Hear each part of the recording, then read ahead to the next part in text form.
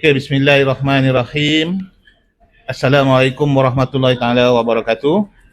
Alhamdulillah, podcast kali kedua ini saya Tok Haji bersama dengan Abang Laser. Ya, bersama saya Abang Laser.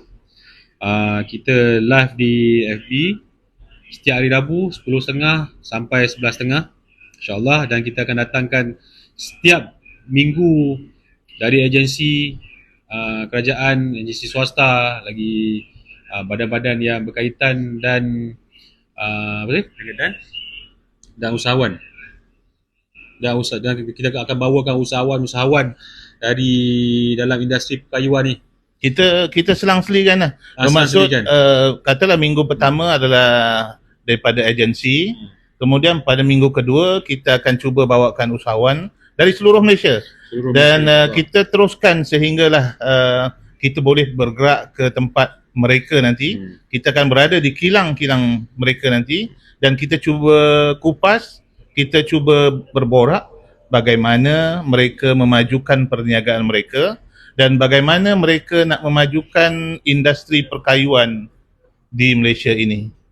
Dan kita juga berharap mendapat sambutan daripada agensi-agensi kerajaan dan juga daripada swasta agar kita bersama-sama membangunkan ekologi perkayuan negara. Abang Reza? InsyaAllah.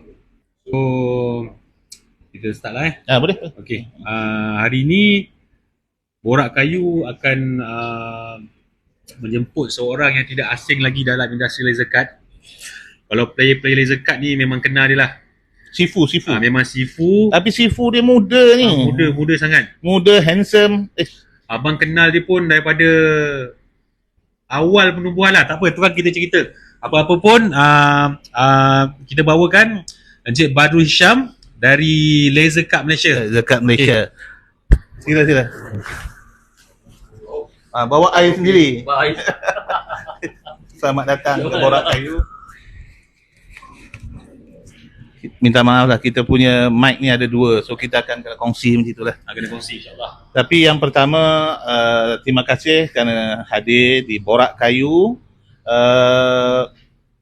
Alhamdulillah kita dapat bersama dengan orang muda tetapi energetik, berwibawa dan berinisiatif tinggi. Untuk yang pertama ni, kalau boleh dapat memperkenalkan diri, dari mana, buat apa, belajar di mana. Saya dengar daripada London ke mana ke, saya tak pasti, ataupun di US ke. Dan silakan Cik Badrul kita daripada Laser Cut Malaysia. Okay. Assalamualaikum. Terima kasih kepada Haji Isa dan Fazrin sudi menjemput saya ke podcast ini. Saya terkejut lah dapat jemputan ke podcast ni. Okey, sedikit pengenalan mengenai diri saya. Nama saya Badrul Hisham bin Burhanuddin. Saya berasal daripada Kelang dan saya melanjutkan pelajaran dalam bidang mechanical engineer sehingga ke master mechanical engineer. Di mana tu? Dekat Sheffield, UK. Selesai habis mechanical engineer tu, saya pulang ke Malaysia dengan naik basikal. Tu saya buat pengembaraan. Tapi Rul, dulu pernah viral rasanya dekat dalam YouTube ni. Ada. Ambil degree tu. Degree master? Master pakai baju Melayu kan? Pakai lompat-lompat kat tu kan? Satu Malaysia heboh tu. Cuba cerita sikit. Ada apa kan? Ada YouTube di masa tu? Waktu tu ada video convocation saya. Saya waktu tu saya nak ambil scroll tu. Saya berdiri sikit. Lepas tu saya baru salam. Vice Chancellor ke Chancellor waktu tu. Viral juga lah masa tu. Viral. Tapi viral tu tak dapat duit. Kita nak viral dapat duit. Yelah. Tu dulu kan. Okey, lepas tu pengembaraan saya pulang ke Malaysia. Okey. Pasal yang daripada UK daripada Sheffield Sheffield balik ke Kelang tu naik basikal Cuba cerita sikit macam mana Badrul buat kerja gila kerja gila ni dia berlaku 10 hari selepas hari raya 2014. Saya berfikir maksud dah 10 tahun tu? Ada 10 tahun dah. Dah 10 tahun. Dah 10 tahun dah kalau kira tahun ni. Saya waktu tu saya nak balik Malaysia, tapi saya nak balik dengan cara yang lambat sikit. Tapi kalau kita nak jalan kaki, dia terlampau lama sangat. Kalau naik kapal terbang, dia cepat sangat. Kapal terbang mengambil masa 12 jam. Kalau naik kereta api, Macam tak percaya pula sebenarnya. Macam nak balik daripada Sheffield ke Malaysia naik basikal. dia basikal. Dan barang-barang Barang-barang saya dah naik hantar dulu kargo. dah. Okey. Pakai kapal laut. Masuk kontena. Berapa lama tu? Berapa lama naik basikal? Ha. Saya naik basikal dalam lebih kurang 5 bulan perjalanannya. Saya nampak masa dia masih muda lah. Sekarang berapa? Umur berapa? Boleh tahu ke? Berapa? Boleh.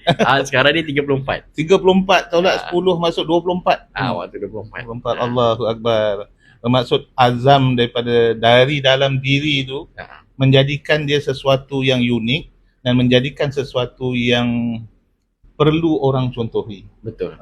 Dan apa pengalaman yang paling menarik selama perjalanan daripada Sheffield ke Malaysia? Okey, saya pernah dirompak. Hampir dicolik sekali. Pernah dirompak, hampir dicolik. Tidur tepi laut, tidur tepi pantai, tidur tepi sungai, tidur dekat rumah usang, tidur dekat bangunan kosong. Jadi ada banyak benda tu, baru cerita tempat tidur. Okay, mandi tepi laut, basuh baju dekat tepi laut, basuh baju dekat tepi bangunan. Macam ni kita keringkan baju, kita gantung dekat belakang sampai kayuh. Jadi dia kering lah, kena cahaya matahari. Total lebih kurang 5 bulan. 5 bulan. 5 kan. Kos berapa tu? Nak sampai ke Malaysia tu berapa banyak kos yang Ketika tu inflasi tak adalah macam sekarang. Ya. Ketika tu dalam lebih kurang sekitar RM15,000. 15,000. 5 bulan. Menarik. Haji, kita nak berapa negara nak kita nak kena kita cross sambung ke? Nak kita sambung ke? Sambung apa maksud tu? Daripada sini pergi sana balik. Arul, berapa negara nak kena lalui tu? Ketika tu lebih kurang 15 negara lah. Bayangkan 15 negara tau. Korang ni Malaysia pun tak habis katam, dia dah habis dah. Habis dah. Alhamdulillah. Naik basikal Pengalaman tu memang susah nak dapat lah kan. Memang susah nak dapat. Tak dapat di mana? Memang takkan dapatnya. Memang takkan dapatnya. Tak boleh dibeli. Memang tak boleh dibeli. Seorang ataupun Ada 2 orang. Saya dengan sahabat saya naik basikal. Kita decide lah. Dengan kelengkapan yang tak cukup. Terus tak ada proper punya basikal. macam kita main podcast lah. Tak cukup. Alhamdulillah lah. Kita buat Betul. juga. Betul. Ui, nampaklah azam Allah. Fazrin dengan Haji Sir ni. Ui, azam dia lain macam lah, kuat. Itu kita harap kita nak dapatkan semangat begitu.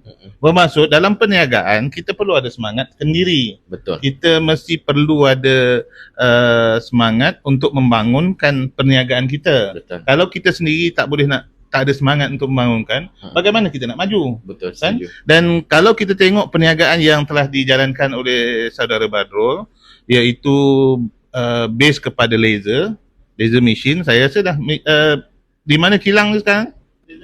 Dekat Shah Alam. Shah Alam lah. Dan yang di Mantin tu saya dengar? Tampin. Tampin. Tampin tu kiranya production kecil lah di situ. Production pun dah ada di Tampin, maksud di Shah Alam. Dan saya hari-hari pun kadang tengok TikTok. Nampak mahligai seni tu hari-hari ada. Dia punya istiqamah dia tu terlalu tinggi. Bagaimana macam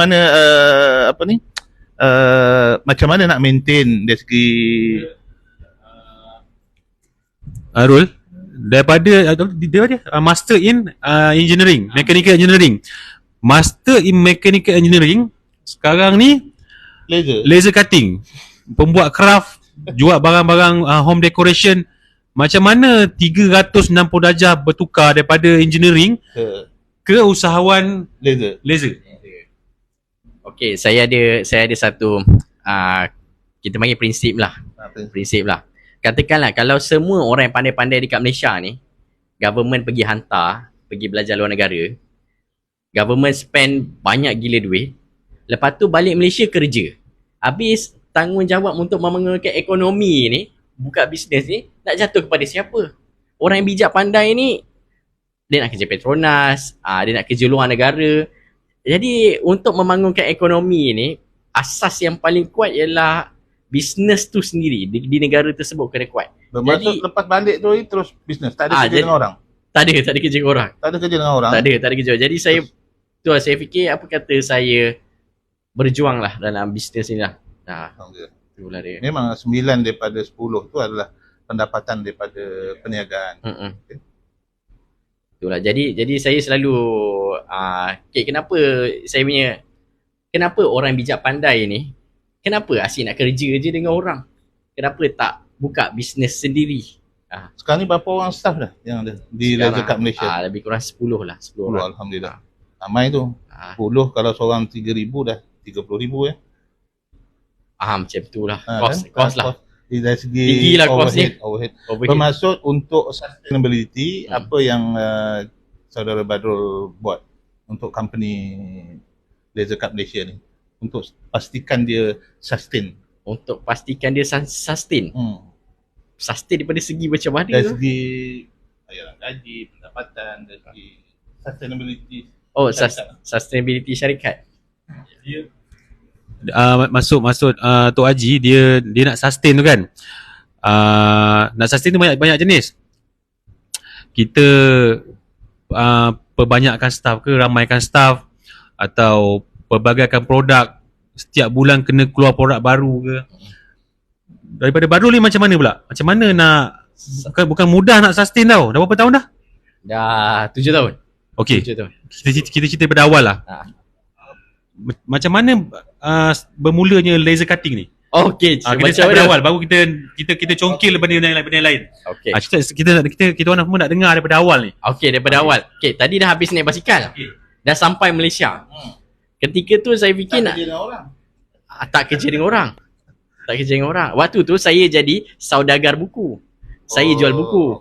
Saya tulis buku, saya lah jual. Alhamdulillah. Jadi saya tulis buku pengalaman saya naik basikal daripada London sampai Malaysia. Kemudian saya jual lah buku tu. Alhamdulillah, nak jadikan rezeki pada tahun 2015 menjadi buku travelog paling terlaris di Pesta Buku Kuala Lumpur. Alhamdulillah. Lepas tu kerja saya jadi saudagar buku ni dalam masa setahun lebih lah. Tapi tak teruskan sekarang ni? Ya? Tak diteruskan ke? Menulis buku. Buat masa ni belum teruskan lagi. Tapi akan ada lah nanti, insyaAllah. Tak pastilah. Tak pastilah. Sebab kalau dekat industri buku dekat Malaysia ni, kita tak boleh jadikan buku tu sebagai income utama. Dia adalah secondary atau sampingan. Jadi macam mana boleh pergi ke laser tadi tu? Ke laser. Okey, jadi saya kembali balik kepada mechanical. Saya membuat 3D printer.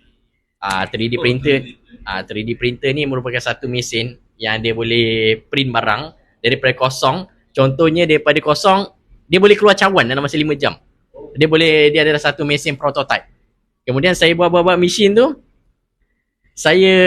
Kawan saya Zahid dia bagi tahu apa kata kita beli mesin laser cut untuk buat casing 3D printer ni. Kemudian saya masa mula-mula selepas 3D printer. Selepas 3D printer dalam setahun 2 tahun.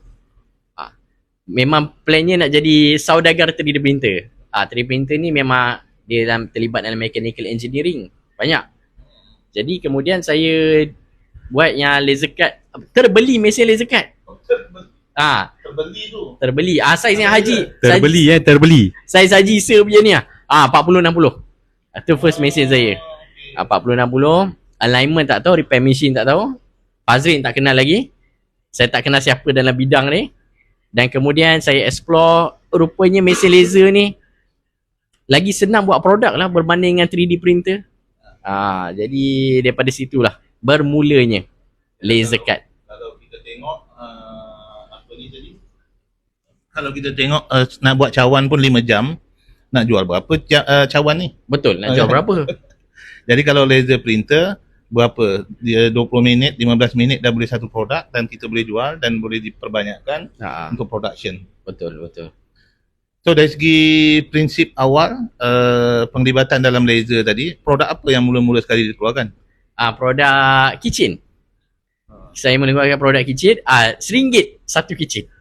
Allah. Waktu tu memang murah betul. Koyak tu habis tu. Tapi sekarang dah tak ada dah. Tak ada. Dah, saya dah discontinue produk tu.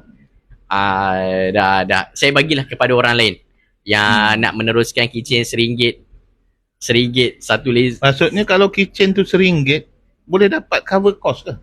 Dia kalaulah orang tu yang design, orang tu yang run machine, dia dapatlah untung. Tapi seolah-olah dia bekerja untuk company dia. Seolah-olah. Tapi kalau untuk dia hire orang, dia perlu fikir untuk permulaan kitchen sesuai. Tapi untuk jangka masa panjang, dia mesti ada produk yang profit margin tinggi sikit. Yang boleh untuk sustain lah. Itu untuk sustain Untuk lah. sustain lah. Jadi daripada mula sehingga sekarang, berapa dah produk SKU yang telah ada? SKU dah ada 50 kot SKU kot. Tak sebanyak Haji Isa dengan Fazril, tapi lebih kurang 50 lah. 50. Saya kena check balik lah dalam sistem saya ni.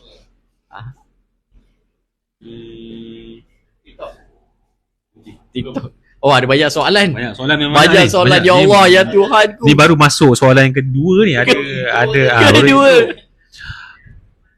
Daripada segi, yelah macam baru cakap tadi, dia jual RM1. Maybe dia buat masa awal tu buat kat rumah. Dia lah design, dia lah jaga mesin. Semua dia lah. Memang lah kita bekerja untuk syarikat. So keuntungan tu pun semua kita guna. Ya, Untung betul. rugi apa semua kita. Okey, faham lah tu. Sekarang berapa ramai yang bekerja dah sekarang tadi? Berapa 10. tadi? 10. Berapa mesin dah? Berapa mesin lebih Termasuk dengan Tampin lah. Tampin dengan Shah Alam. mesin kecil, mesin besar. Lebih kurang 8 mesin. Dan kebanyakannya mesin, alhamdulillah lah. Okay, saiz sederhana. Dah mampu menghasilkan berbagai produk lah kan? Pelbagai produk. Untuk kuantiti yang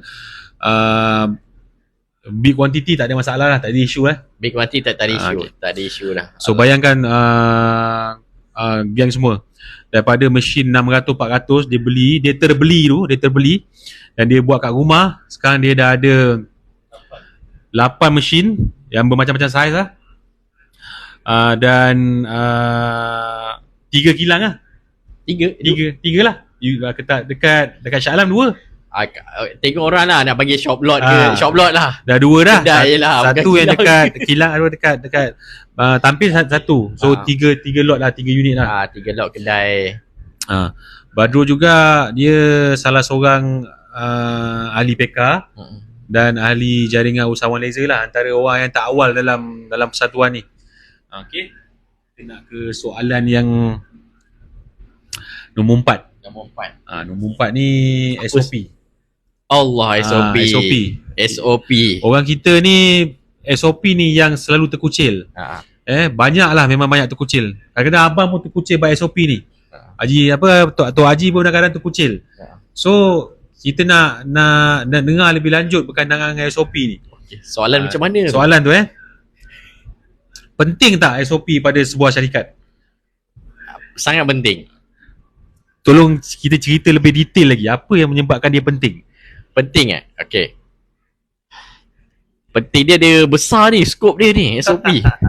Okey, tapi yang paling utama lah, SOP ni nak bagi kita sebagai business owner ni, tak perlulah kita setiap hari tanya daripada setiap staff kita, apa update?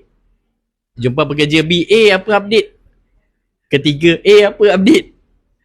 Kita yang tanya, kita jawab. Kita tanya, kita jawab. Last kali,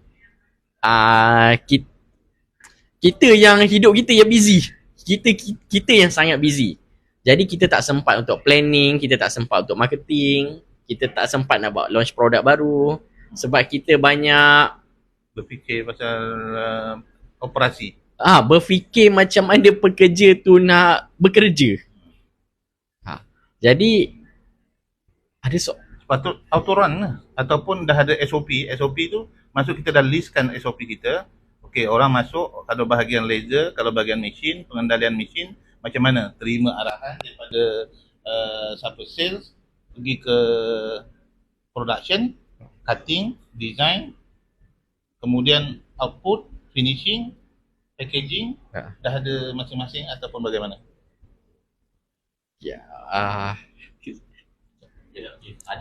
Okey, maksud macam ni lah. Kita SOP ni dia bukan pada satu bahagian je. Maknanya bukan pada bahagian account, bahagian marketing, bahagian production, bahagian design. So benda ni merangkumi pada dia memerlukan semua setiap department tu kena ada SOP kan. So dia akan memudahkan kerja kita. Macam Badrul, boleh ceritakan sikit tak macam mana nak createkan SOP tu bagi pekerja-pekerja ni mudah faham? Bagi mudah faham. Sebab pekerja kita ni susah nak patuh SOP ni. Betul. Memang payah. Macam mana nak bagi dia orang ni pegang pada SOP tu? Okay, alright. Okay, pertama kita sebagai business owner ni, kita kena fikir macam mana kita nak business kita tu run. Macam mana kita nak, sebagai contoh okay, kita nak buka kedai ni. Haji buka kedai pukul berapa? 8.30. 8.30. Okay, jadi 8.30 tu, orang yang bertanggungjawab nak datang tu, apa dia kena buat yang pertama? Dia kena buka pintu mana? Pintu A, pintu depan. Kedua, dia kena buka komputer. Ketiga, dia kena buat ni. Keempat, kena buat ni. Kelima, buat ni. Perlu bertulis tak tu? Perlu bertulis. Okey, sebab apa? Sebab kita sebagai manusia ni, contohnya kita bawa kereta, kita akan cari jalan paling dekat untuk sampai. Kita tak akan lalu jalan paling jauh. Sebab apa? Sebab otak kita memang short. Kita fikir cara paling ringkas. Sama juga dengan seperti pekerja, dia nak cari jalan paling ringkas. Contoh hari ni Haji cakap, okey, kena buka grill, kena buka pintu, kena buka mesin laser, kena buat ni, kena buat ni. Seminggu pertama je dia akan follow. Lepas tu tak follow. Sebab apa? Otak dia nak fikir yang paling singkat. Dia masuk, aku nak makan nasi lemak dulu. Aku nak makan nasi lemak. setengah jam lah. Dah setengah jam. Lepas tu dia dah lupa dah. Allah, mesin laser tak buka lagi lah. Allah, air tak buka lagi lah. Jadi untuk kita memendekkan proses tadi tu. Jadi dia tak perlu berfikir. Kita nak bagi staff tu kurang berfikir apa nak kena buat. Jadi dia datang, follow SOP je. Datang, buka pintu A, buka pintu B, buka pintu C, ni. Tapi adakah itu akan menjadikan pekerja itu macam robot? Maksudnya dia ikut je dia tak berfikir dari segi bos ni untung tidak, bos ni boleh bayar gaji aku tidak, dia tak berfikir. Dia tahu cukup bulan dia keluarkan ATM ada duit. Maksud macam robot je, dan dia buat kerja ni. Sepatutnya adakah perlu kita nak pekerja kita tu berfikir juga untuk kita? Maksud dia bagi feedback, bos ni design ni tak berapa baik, kalau saya cadangkan design yang ini boleh ke? Okey, saya suka Haji punya ni. Saya bagi satu lagi, kalau dengar ada SOP, pekerja akan lagi kreatif. Dia kalau tak ada SOP, dia akan melilau, hilang panduan, hilang arah hidup dia. Termasuk sama macam kita lah sebagai manusia, kita perlu ada pegangan ataupun kita perlu ada agama baru kita boleh ikut. Kalau tidak dia akan macam tak ada tadi. Betul. Adakah kita solat 5 waktu menjadikan kita robot? Tidak. Solat 5 waktu tu lah yang menjadikan kita hidup pada ikut aturan.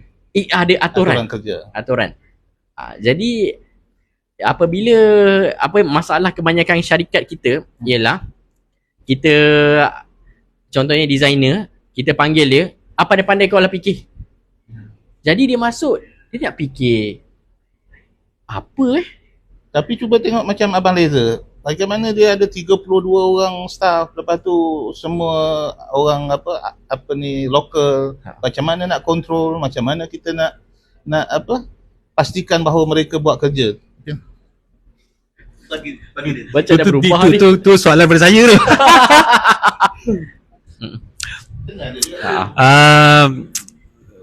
Kita cakap orang Melayu lah Orang Melayu ni dia kita susah nak manage hati dia ni. Susah. So kita kena pandai manage dia orang ni. Apa yang dia orang nak, apa yang tak boleh, apa yang boleh. Orang kita ni dia suka kita memberi. Tahu? Dia memberi. Dia tak minta. Tapi kalau kita memberi, dia akan ingat kita, insyaAllah. Tapi tak semua. Ada yang, sebab kita ni kadang-kadang orang Melayu ni dia dah didik daripada kecil kan, dia punya mentality kita tu daripada awal manja. Kemanjaan tu kena ada dengan kita, dengan orang Melayu ni. Bila kita manja dengan dia, tapi tak boleh lebih-lebih lah kan, dia makan balik kita kan. Tu kat situ lah kita kena jaga hati dia lah. Jaga hati dia. Dia tak macam foreigner ni kata kita lah dia buat. Kalau macam orang kita ni kata kita, dia akan ke D lah, tak sempat CD lagi tak sempat, dia kena ke D. So kita kena manage kat situ lah. Manage kat situ. Haji, saya nak tanya Haji. Kita kita berbincang lah. Okay, banyak orang salah faham SOP ni mengkongkong pekerja untuk menjadi lagi kreatif. Saya nak tanya Haji, adakah Haji membayar gaji secara pada tarikh yang tepat, ataupun Haji transfer je gaji sesukalah bila nak transfer gaji kepada staff? Biasa gaji kita cukup bulan lah, maksud before end of the month. End of the month. Okay. Kalau 31 masuk 31 lah. 31. Kalau 29 lah. Kalau 30. End of the month. Jadi Haji pun kira betul lah. Bukannya kira main-main. Tak ada kan? Kira secara betul. Dia kadang-kadang gini lah, saya nampak yang kalau orang-orang kita ni selalunya berniaga, terutama sekali yang berniaga di rumah, daripada rumah kan, daripada buat laser, ada mesin 1 biji 2 biji ada di rumah buat, dialah bos, dialah pekerja, dia tak ada disiplin diri sendiri. Dari segi nak pukul berapa dia mula, pukul berapa dia nak berhenti, pukul berapa dia nak cuti. Dan kalau pendapatan pun saya nampak bahawa bila dia dapatkan daripada poket kanan, dia masuk poket kiri, dia belanja poket kanan. Berapa pendapatan? Banyaklah pendapatan, tapi keuntungan berapa tak tahu. Betul. Jadi itu pun salah satu kelemahan bagi kita. Akaun pun dia tak buat. Patutnya akaun perlu buat. Masuk buka akaun tu bukan untuk kita takut dengan income tax. Tapi itu adalah merupakan satu rekod bahawa berapa pendapatan kita sehari. Katalah 2,000 sehari. Kalau kita dapat 26 hari, masuk berapa? 50,000 sebulan. Daripada 50,000 sebulan, berapa kita perlu bayar gaji? Berapa perlu kita bayar electricity, kos-kos yang lain? Dari situ walaupun enterprise, kita tahu bahawa kita ada gross profit kita berapa. Betul. Kan kat situ tak semestinya kita perlu bayar income tax kalau kita dah cukup-cukup.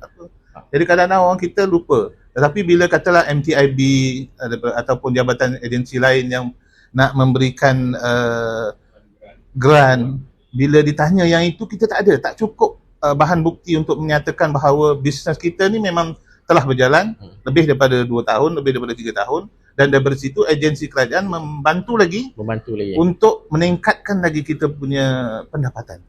Kat situlah kita punya kekurangan. Tapi biasa mereka akan tanya, Allah, kerajaan tak bantu kita.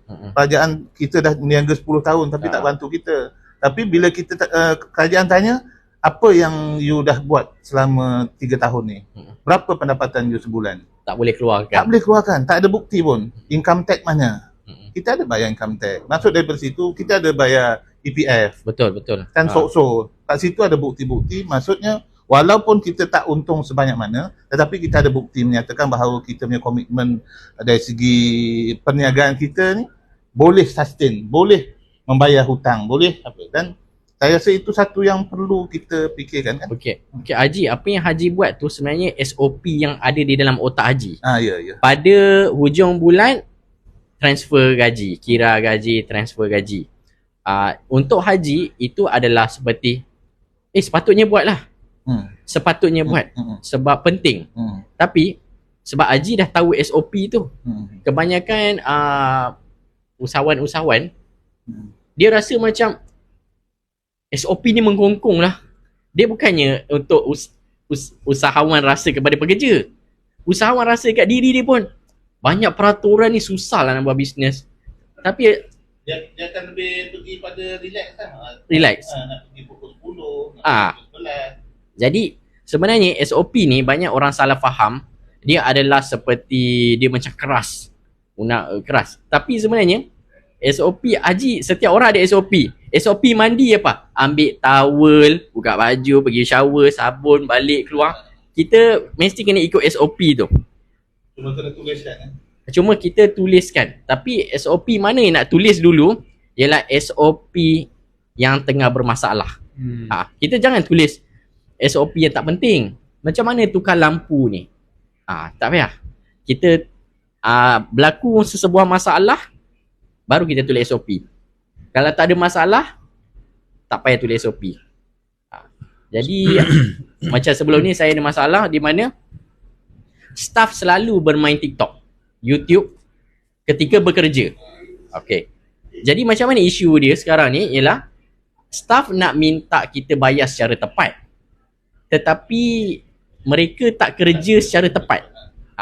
Jadi apabila hujung bulan dia cakap saya nak gaji saya, tapi daripada kita side kita pula, kenapa tak buat kerja dengan betul? Jadi bila ada berlaku masalah tu, saya tulis SOP di mana pertama kena datang, office saya masuk 9.30 pagi. Jadi 9.25 pagi masuk office, pergi ke locker, masukkan telefon peribadi, lock locker, ambil phone office, mula bekerja. Sebab saya bayar mereka ikut per hour. Saya bukan bayar mereka ikut sebagai konsultan. Sebab saya cakap kat dia, saya bayar gaji awak secara full, saya tak tolak 1 sen pun. Jadi kalau awak nak gaji awak halal, awak masukkan phone kat dalam ni. Kalau tak, awak bagi kat akhirat kat saya. Tapi sebelum ni, pekerja, tak apalah cik, saya nak pakai phone, saya pandai kawal. Saya pandai kawal diri saya. Dia tak boleh kawal. Dia mesti nak buka YouTube, dia mesti nak buka TikTok dengan alasan dia nak kurangkan stres hidup dia. Dia nak, cik, untuk kita design, kita perlukan freedom. Release tension. Tapi sebenarnya tak. Kalau nak release tension, pergi buat air, minum air. Tenang. Tapi maksudnya pekerja terima tak? Okay. Last kali kita buat bisnes ni, kita nak untung. Nak tak nak dia mesti terima. Sebab kalau dia tak buat tu, company akan rugi dan dia gaji tak naik. Nanti cycle tu bermula lah. Waktu tu lah kebanyakan usahawan Melayu kena yang apabila pekerja cakap, bos ni tak pandai buat bisnes lah. Tapi sebenarnya bos pandai je buat bisnes. Tapi sebab ekosistem tu dia terlampau, bayangkan 8 jam kerja, 3 jam main TikTok, Facebook, YouTube. Adakah itu satu benda yang efisien? Tak efisien. Ikut research, apabila kita tengah buat kerja, lepas tu ada orang WhatsApp kita, kita balas, untuk kita sambung balik kita buat kerja tu mengambil masa 10 minit. Setiap kali switch. Kalaulah setiap kali dia buka phone untuk TikTok, layan TikTok dah 15 minit. Nak tukar lagi mood 10 minit. Nak tukar ni. Jadi sebenarnya kalau kita tengok kerja dia buat, lah sikitnya. Jadi sebenarnya manusia ni Kalau disaring banyak tu. So benda tu dia keberkatan tau, keberkatan dalam bekerja. Sebab gaji tu kita nak berkat. Tapi bila macam Encik baru cakap, kita dah 3 jam je bila kita totalkan sehari, tak berkaitan dengan kerja, macam mana keberkatan tu kita nak kerja? Nanti mulalah bila keberkatan tu tak ada, pekerja ni dia tak akan salahkan diri dia akan salahkan business owner. Macam tadi cakap lah, macam mana bos manage company ni, sedangkan dia punya permasalahan tu datang daripada pekerja. Betul tak Encik Badrul? Betul kan? Betul. So SOP tu apa-apa pun, SOP tu memang penting untuk menjamin sustain pada syarikat dan mendisiplinkan pekerja-pekerja ni. Betul kan Encik Badrul kan? Betul. Mungkin dia agak ketat tapi bagus untuk syarikat dan business owner. Ada orang cakap pekerja ni datang untuk kerja, sebenarnya matlamat utama dia ialah untuk dapat duit. Dia sendiri tahu YouTube, TikTok ni sebenarnya bukan matlamat utama. Jadi kenapa ada orang dia sanggup kerja dekat usahawan Cina yang undang-undang lagi strict. Phone tak boleh bawa, OT kena paksa. Sebab last sekali manusia ni, tak kisah Melayu ke Cina, India, semua orang, dia nak duit. Jadi apabila pekerja tu perform, baru kita boleh bagi duit lebih kat dia. Betul? Ha. Bagus tu. Maksudnya ini penting bagi syarikat yang mula-mula nak buat dan mengambil pekerja. Daripada pengambilan pekerja tu dah diterapkan SOP yang pertama, yang kedua, yang ketiga, yang keempat, yang kelima. Daripada situ baru boleh buat. Tetapi bagi kalau katalah syarikat dah 10 tahun tak pernah dibuat SOP, boleh buat. kita nak implementkan yang baru ni. Okey, sekarang masuk, keluarkan handphone, letak dalam locker dan masuk mula kerja. Daripada pukul 8.30 masuk tu sebenarnya bukannya 8.30 masuk.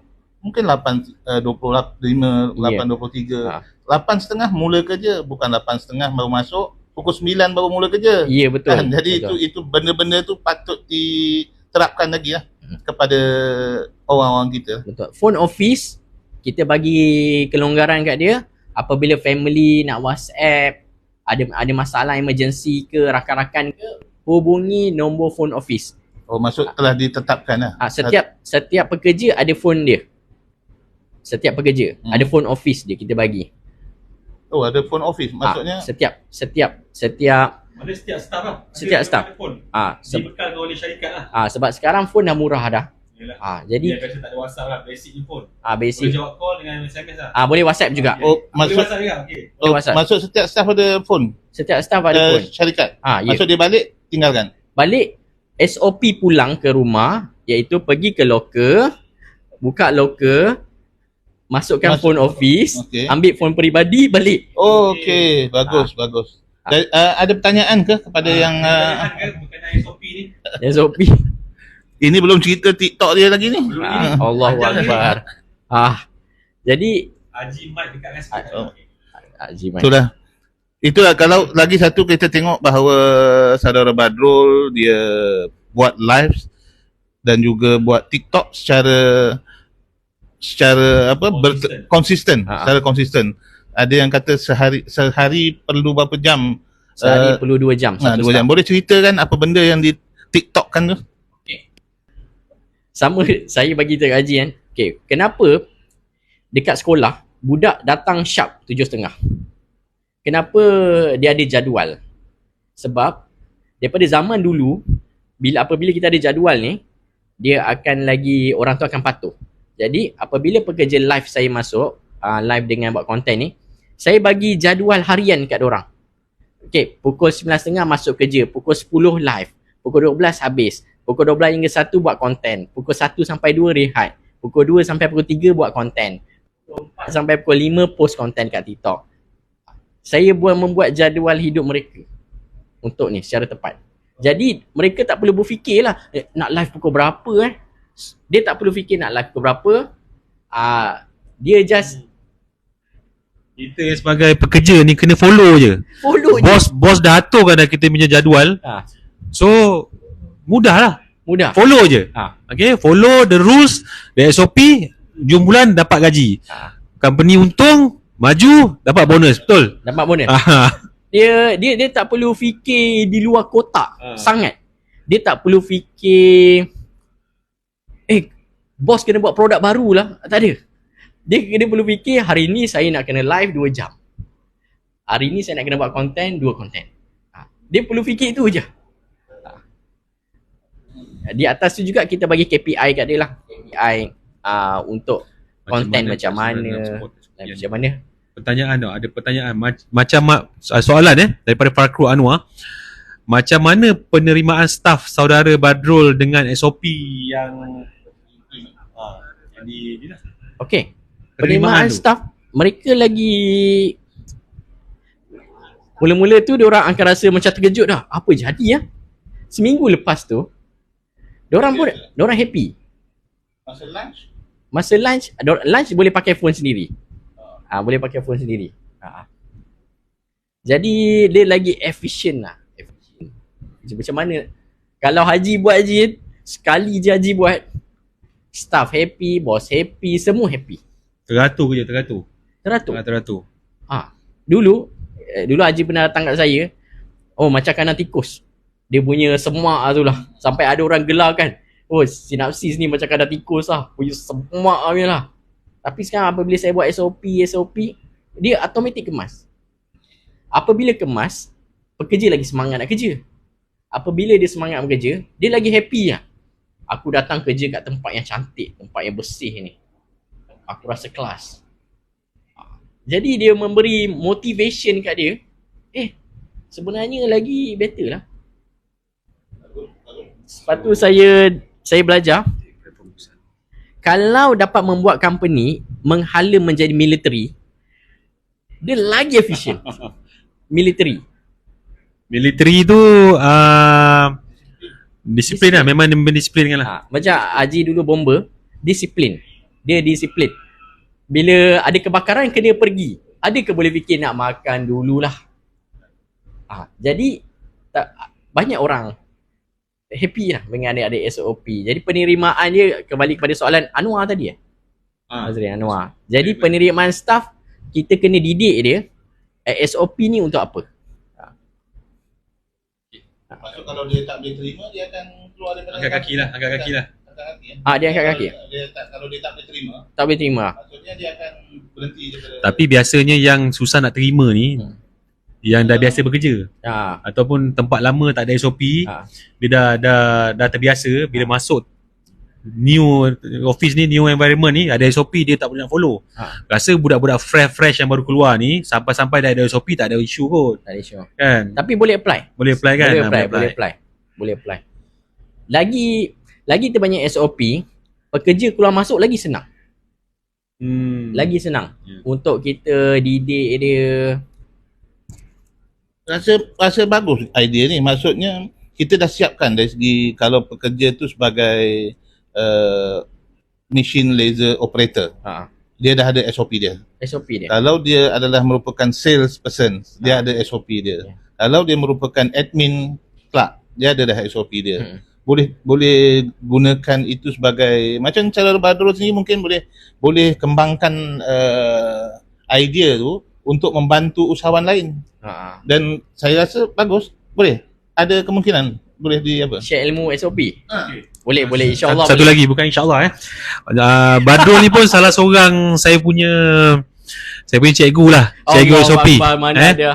Cikgu SOP. Saya pun banyak bertanya pada dia. Rul, aku punya department ni dia ada terkucil sikit lah. Bila terkucil sikit tu, apa benda yang SOP kau kena? So abang datang kelas tau. Dia akan bagi task. Setiap minggu abang kena datang menghadap dia kat depan ini. Dia akan ajar abang. Dia akan ajar. Dia akan Rin, ini level 1. Okay, abang follow. Level 1, level 2, level 3. Okay, so alhamdulillah dulu adalah kelang kabut, sekarang dah teratur. So, betul kan Rul?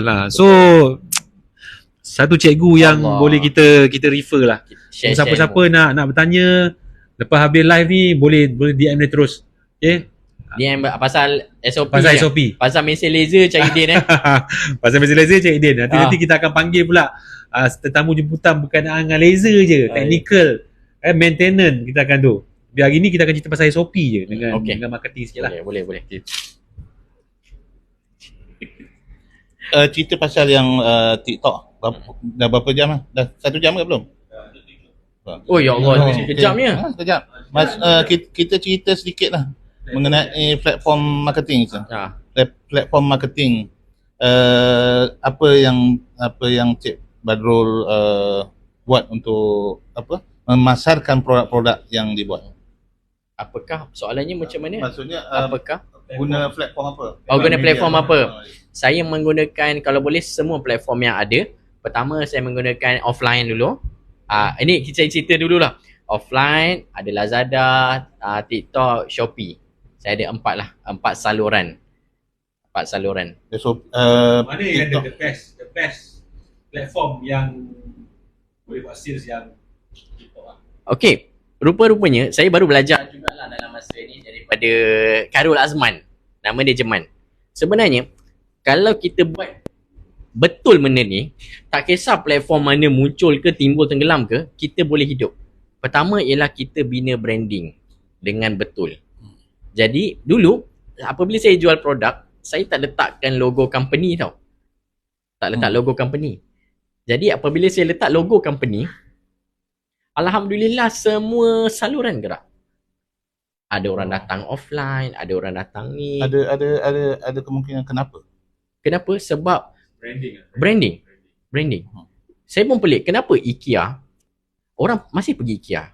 Orang pergi IKEA. Ada produk dia mahal sangat. Tapi IKEA dia pandai. Setiap barang dia mesti ada stiker dia. Lepas tu dia Betul. suka bagi beg biru dia yang tu. Beg biru.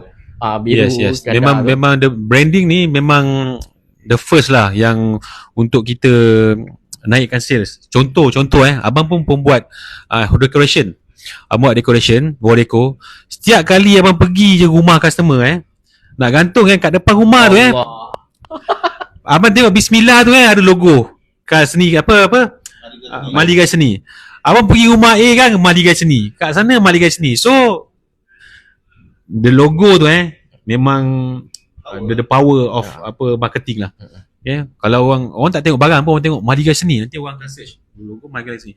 Bila Google Maligai Seni tu dia akan keluar lah dia punya produk-produk. Kat situ yang punca marketing tu akan berkembang lagi lah. Betul ya bro? Betul. Saya banyak follow, banyak pergi tengok IKEA lah. Saya dengan business partner saya banyak kali pergi IKEA. Sangat banyak dah pergi IKEA. Sebab saya nak memahami macam mana nak bina bisnes. Owner tak ada kat kedai pun bisnes tu boleh jalan. Itu yang sangat baik dah. Dan Sebab, rasanya kita sama-sama dapat manfaat daripada apa yang telah dikongsikan ni tadi. Terutama sekali dengan keadaan trend masa sekarang, TikTok. Mungkin setahun 2 tahun dah bukan TikTok lagi. bukan TikTok dah. Orang lain dulu Shopee, Ya.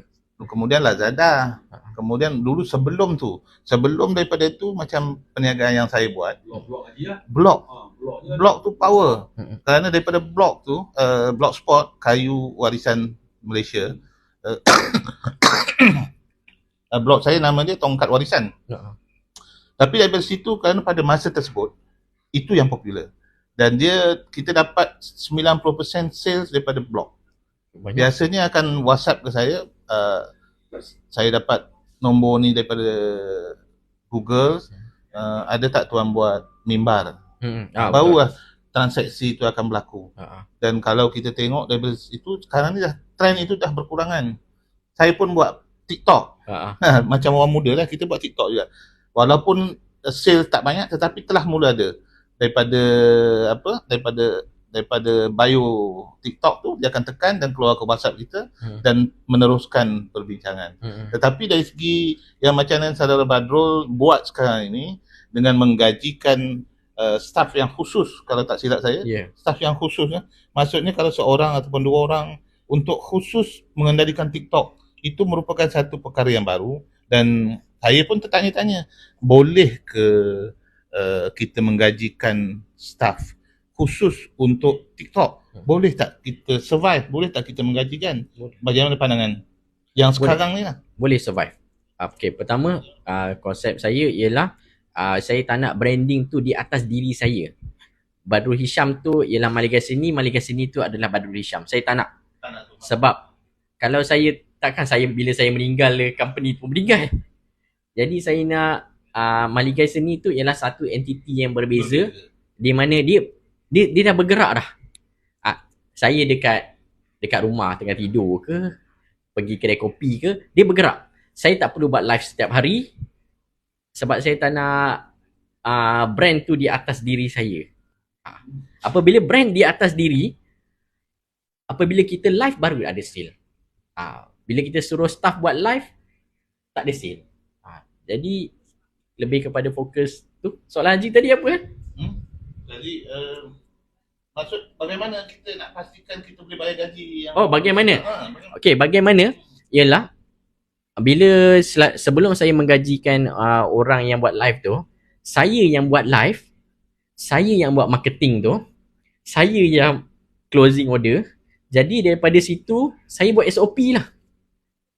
Saya bayangkan seolah saya staff, saya buat SOP. Masuk ni untuk live kena buka lampu, kena buka phone. Maksud back kepada SOP juga tadi. Back to SOP. habit. Dia adalah habit. SOP ni adalah habit. Macam mana Kebiasaan. Tuan Haji nak live, macam mana Tuan Haji punya format of live tu, macam mana kita nak suruh budak buat, ialah melalui SOP.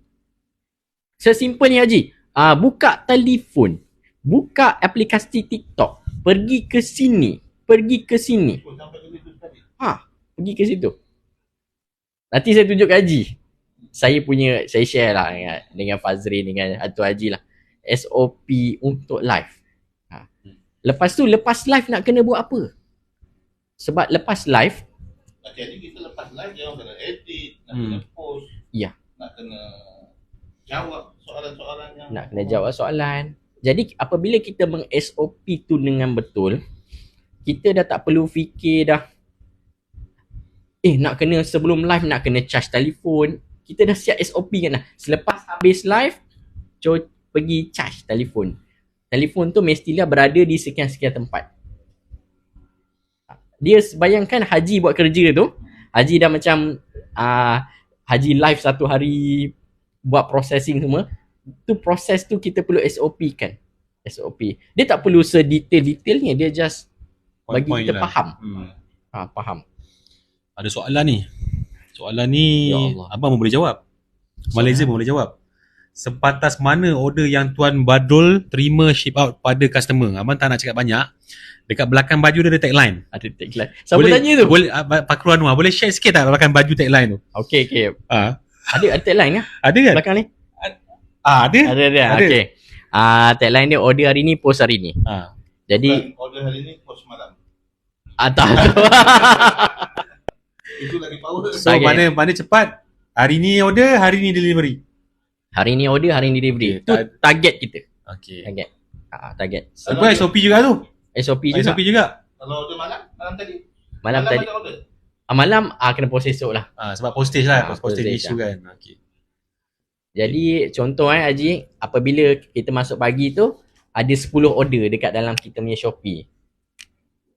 Apa-apa jadi pun, staff tu mesti clearkan order tersebut pada hari itu juga. Tak boleh bagi alasan tak boleh ke apa ke, dia kena 10 order, 15 kena settle hari tu juga. Untuk trend sekarang ni Shopee, Lazada, TikTok, FB. Yang mana yang paling menonjol, yang paling banyak sales? Facebook pun ada sale, TikTok ada sale, Shopee ada sale. Shopee Paling pantas, yang paling Macam tu lah percentage dia. Maybe Facebook tu 20%, TikTok 50%. Tak tahu lah macam mana tengok dia punya Shopee lah. Shopee lah. Dia cakap Shopee, Shopee lah. Oh, dia masuk Shopee jugalah. Shopee. Tak adalah kata sekarang ni Shopee dah kurang, TikTok yang naik. Tak ada. Tak ada juga. Dia untuk survive lama dalam industri ni dan apa-apa industri dekat Malaysia ni, Malaysia ni bergerak ke arah orang tu order Shopee hari ni, kalau boleh dia nak sampai esok barang tu. Kalau Haji dapat boleh memenuhi demand tu, Dia boleh. dia tekan hari ni esok dapat. Macam saya ni, saya peringkat umur yang dah berumur. Dia lebih, kalau saya tengok Facebook, saya lebih suka order di yang COD, cash on delivery. Boleh. Yes. Boleh juga. Saya lebih suka tekan situ dan bayar Barang masa sampai. Boleh juga. Tapi orang nak barang tu sampai secepat mungkin. Ya. Tapi kita tak bayar lagi. Boleh. Boleh. Macam itulah. Kita on tu juga. On COD. Ada COD juga. Ada Masih on COD. Dari segi Shopee, Lazada, TikTok, ada tak limitation dari segi sizing, product size? Product size Ada limit? Tidak ada. Limit? Tak ada. tidak ada. 10 kaki, 8 kaki tak boleh? Tidak ada. Tak ada? Tidak ada. Dia ada setting. Kalau yang produk besar gila ni, kita boleh set tu deliver sendiri. Kita deliver sendiri. Oh, okey. Dia ada option. Contoh kita charge RM300 Semenanjung Malaysia. Itu nak letak di mana? Yang apa ni? Charges 300. Dia ada Custom lah. kita boleh onkan custom delivery. Okay. Own delivery. So kita pun dah, kalau ikutkan ni sampai ke lunch ni tak habis borak ni pasal SOP ni. Boleh. Pasal job ni okey. Kena Saya baca kalau komen-komen orang Ada orang komen ke? Ada Habis laser. Syamim Ahmad saya baru dapat apa yang Tuan Syam advise last week. terinspirasi lepas last time jumpa beliau. Alhamdulillah. Alhamdulillah. Terima kasih Syamim. Yang dapat top sales. Nanti jap. Lepas tu ingat pesan Badrul, nak compare pasaran Cina untuk hiasan Islamik. Alhamdulillah berjaya. Kan Badrul ada bagi tahu saya dia nak compete China punya market, macam mana dia boleh dengan harga yang kualiti. Kita cubalah. Kita nak lawan. And then apa lagi ni? Wow, cukup pantas tu. Alhamdulillah. Okay. InsyaAllah. Lepas tu soalan yang second last ni, produk apa yang paling mendapat sambutan? Ni pun soalan daripada ukiran kayu Zaid orang Brunei ni. Orang Brunei pun ada hari ni. Orang Brunei. Okay. Produk apa yang killer produk? Killer produk. Daripada apa nama-nama ni? Laser Cup Malaysia ni. Okay lah. Gila produk. Malu dah sebut. Dia tak cakap, tak nak cakap tu. Tak boleh cakap. Okay. Yang produk custom yang laku sepanjang zaman ialah custom medal kita orang. Custom medal. Saya Medal untuk medal sukan. larian. Oh, sukan sekolah-sekolah, budak-budak sekolah. Saya terima satu nasihat tu. Saya offkan semua custom, keychain, trofi, plug, semua saya tutup. Fokus satu je. Medal sahaja. Boleh survive. Boleh survive. Untuk bahagian custom tu. Survive. Itu custom. Itu custom. Ready made. Remake ada lah. Yang meletup, yang jadi viral satu. Rasanya yang apa tu? Rotek tu. Yang mengerikan. Kita orang tengok mengeri.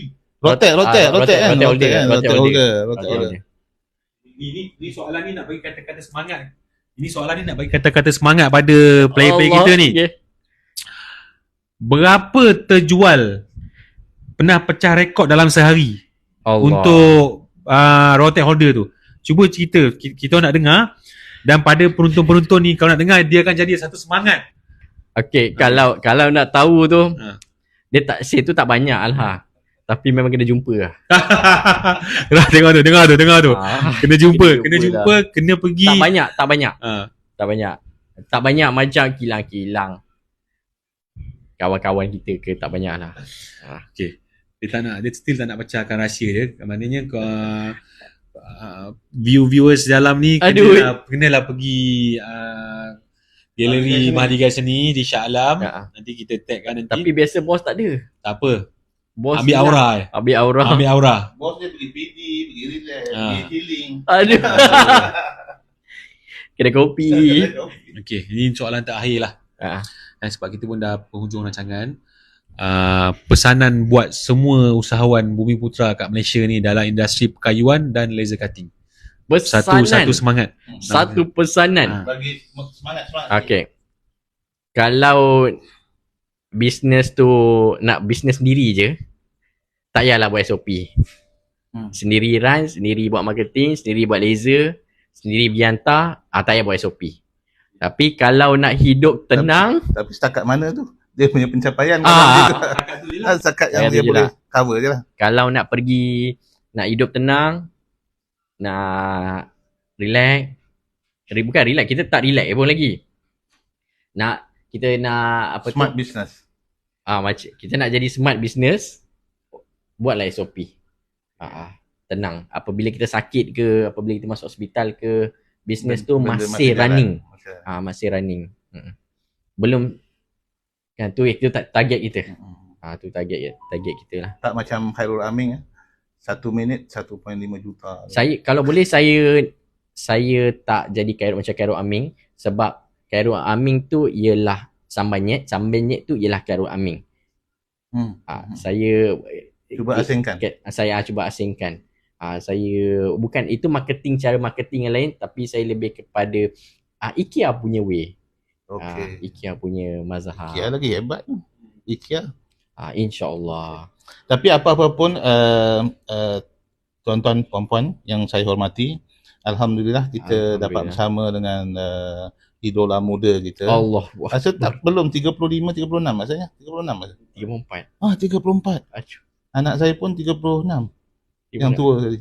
Ada sekali 34. Dan saya dulu pun berniaga bermula daripada umur 31. Wah, boleh. Dulu. Dan kita bertuah lah. dapat bersembang, dapat mengorek apa yang rahsia-rahsia yang dia buat untuk memajukan syarikatnya, dengan kalau boleh buat auto running, auto run. Maksud itu adalah yang terbaik, dan apa-apa pun mesti istiqamah, mesti ada prinsip, ada panduan untuk menjalankan perniagaan. Dan insyaAllah kita akan bersama dengan agensi kerajaan pula minggu depan ya. Kalau boleh kita akan cuba jemput MTIB. InsyaAllah kita akan bersama MTIB lah. Tapi boleh. person tu tak tahu siapa lagi.